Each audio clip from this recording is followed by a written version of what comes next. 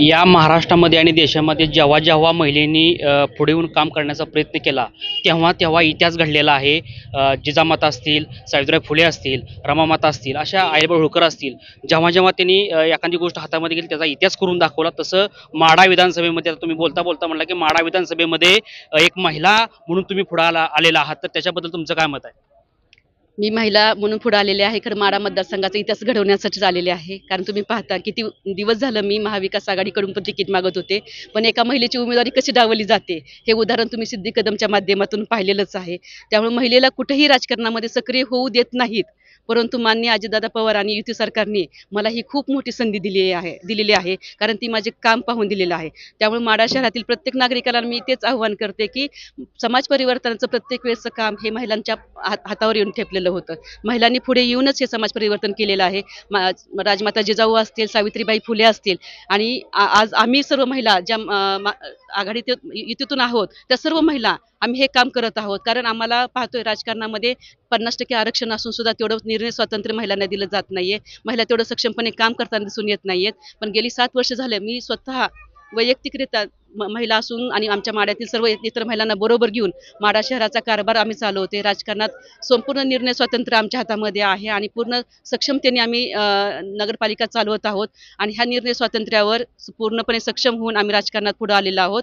म्हणून हेच मला जे माढा शहरामध्ये बदल घडलेला आहे, परिवर्तन घडलेलं आहे, जो आम्ही गेली 6-7 वर्ष करू शकलो महिलांच्या बाबतीतलं परिवर्तन, तेच परिवर्तन मला माढा मतदारसंघात घडवून आणायचं आहे. म्हणून मी प्रत्येकाला आवाहन करते की खरंच एक इतिहास आहे का महिलेला कुटुंबाच्या बाहेर येऊन एकदा पुरुष प्रधान संस्कृतीच्या बाहेर येऊन काम करणं खूप अवघड आहे. त्यातल्या त्यात राजकीय क्षेत्रामध्ये पुरुषी वर्चस्व सर्वांचं असतं. त्याच्यामध्ये एक महिलांनी येऊन सक्षमपणे आपली भूमिका मांडणं, काम करणं, स्वतः निर्णय घेणं हे अत्यंत कठीण आहे. आणि ह्या सर्व प्रवास मी स्वतः अनुभवला असताना माझं कुटुंब माझ्या पाठीमागे असल्यामुळे मला कुठल्याही गोष्टीची चिंता वाटत नाही आणि मी माझं स्वतःसारखं नेतृत्व इतर महिलांमध्ये घडवायसाठी तयार असल्यामुळे मी आज ही उमेदवारी स्वीकारली आणि ते परिवर्तन करण्याचं काम मी माढा मतदारसंघात करणार आहे. निश्चितच माढा मतदारसंघामध्ये एक महिला आमदार पहिल्यांदा होऊन माढ्याचा इतिहास घडणार आहे. बरं, मला सांगा, आता 2 उमेदवार आहेत, ते पुरुष उमेदवार आहे, परंतु त्यांनी कारखान्यावर बोललं जाते, शेतकऱ्यावर बोलतात वगैरे, बाकीच्या गोष्टीवर बोलतात वगैरे, किंवा एकमेकाबद्दल बोलतात, पण महिलांबद्दल कोणी बोलत नाहीये. त्याच्याबद्दल तुमचं काय मत आहे? किंवा महिला महिला जर महिलांचं कसं प्रश्न तुम्ही निर्माण करणार किंवा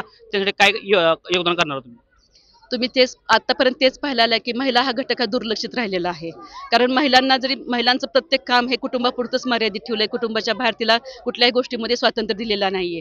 परंतु महिला म्हणजे एका कुटुंबाच्या जसे 2 चाकं असतात, महिलांना पण तेवढंच अधिकार असला पाहिजे, महिलांचा पण तेवढा सन्मान झाला पाहिजे. कारण महिलांचा सन्मान आणि पुरुष आणि महिला दोघंही एका बाजूच्या एका नाण्याच्या 2 बाजू आहेत आणि त्याच्यामध्ये त्यांना पण तेवढाच अधिकार मिळाला पाहिजे, त्यांनी काम तेवढंच केलं पाहिजे. परंतु आजपर्यंत महिलांची तळमळ जाणून घ्यायला फक्त महिलांचंच मन लागतं, एक स्त्रीचंच मन लागतं. मी समाजामध्ये काम करत असताना महिलांच्या अनेक समस्या माझ्यापर्यंत येत आहेत आणि त्या समस्यावर मी काम करते.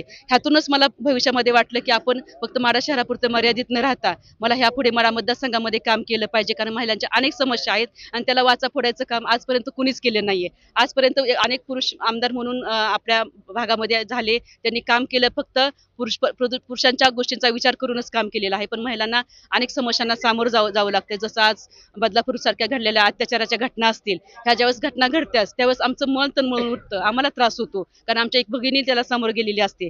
मग ह्या घटनेचा विचार करून मी गेल्या महिन्यामध्ये महिलांसाठी प्रशिक्षण शिबिर आम्ही लगेच आयोजित केले, स्वसंरक्षणाचे धडे आम्ही आयोजित केले की आपल्या महिलांना आपणच सक्षम केलं पाहिजे. आपला विचार इतर कोणी करत नाही तर आपणच केला पाहिजे आणि ह्या उद्देशानेच माझ्या महिला भगिनींचं मला पूर्णपणे सक्षमता करायची असल्यामुळेच मी खरं तर राजकारणात आलेले आहे. कारण राजकारणात आल्यानंतर आपण चांगल्या पद्धतीने अनेक निर्णय स्वतः घेऊ शकतो, निर्णय मांडू शकतो आणि निर्णयाची अंमलबजावणी आपण स्वतः करू शकतो आणि महिलांना आपण सक्षम करण्यासाठी आपण एक महिला पुढे आली तर आज माढा शहरामध्ये 80% महिला नगरपंचायतमध्ये कार्यरत असताना दिसत आहेत.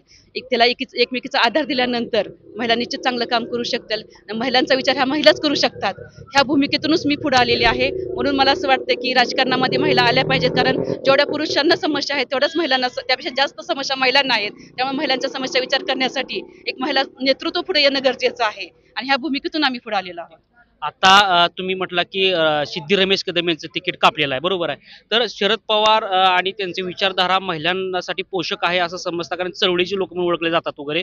तर मोहोळ विधानसभेमध्ये एका महिला मागासवर्गीयचं तिकीट कापलं त्यांनी, आणि इकडं शरद पवार आणि अजित पवारांचा गट आहे आपल्या माढा विधानसभेमध्ये. तर त्याचा फटका त्यांना बसू शकतो का? बसू शकेल, कारण महिलांचं मन अतिशय संवेदनशील असतं. त्यांना ते दुखावल्या गेल्या आहेत की आपली उमेदवारी का नाकारली, आपल्या मुलीची उमेदवारी का नाकारली. कारण एक तरुण मुलगी ज्यावेळेस समाजामध्ये चांगलं काम करू इच्छित असेल, शिकलेली मुलगी आहे, इंजिनियर तिचं झालेलं आहे आणि तिला समाजामध्ये तिथे काम करायची इच्छा होती आणि राजकारणात तसं पाहता महिला आणि मुली खूप कमी असतात.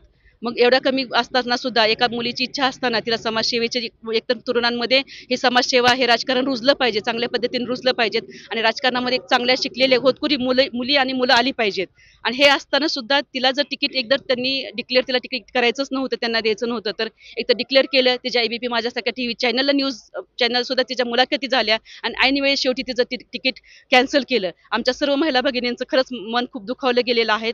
आम्ही खूप सक्षम आहोत. आम्हाला असं कोणी डावललेलं आम्हाला चालत नाही आणि त्याच्या त्याच्या विरोधातच लगेच महायुतींनी माझी उमेदवारी डिक्लेअर केलेली आहे. म्हणजे मी पण बरेच दिवस झाले एक महिला उमेदवार म्हणून तिकिटाची मागणी करत होती, पण माझ्या उमेदवारीचा कुठेही विचार केला जात नव्हता. पण आदरणीय अजितदादांनी माझ्या उमेदवारीचा विचार केला, माझ्या कामाचा विचार केला. खरंच म्हणजे त्यांनी लाडकी बहीण योजना नुसते ते नावापुरते चालवत नाही, तर प्रत्यक्षात त्यांनी लाडक्या बहिणीला रणांगणात उतरवलेलं आहे.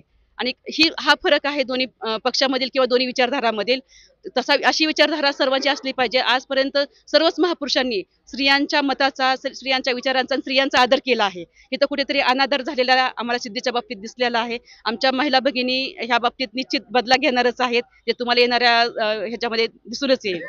एक लास्ट प्रश्न आहे की बबनदादा अवताडे यांनी बबनदादा शिंदे यांनी एक 2 दिवसापूर्वी प्रसारमाध्यमांशी बोलताना असं म्हटलंय की परिचारक आणि बालके यांनी रणजित शिंदे यांना पाठिंबा देणार आहेत.